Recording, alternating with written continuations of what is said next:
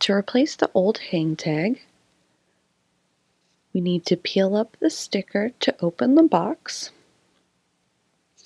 and remove the old hang tag. You have to peel up the little sticker here, and then the old hang tag will just pop right out. Once that's done, we take the new hang tag and put it in place. And we take our new sticker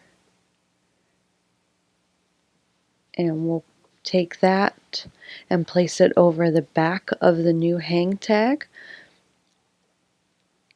And make sure to press firmly so that it sticks on well and holds the new hang tag in place.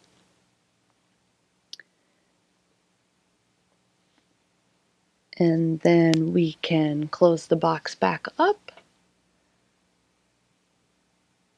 and place the sticker back along the outside of the opening.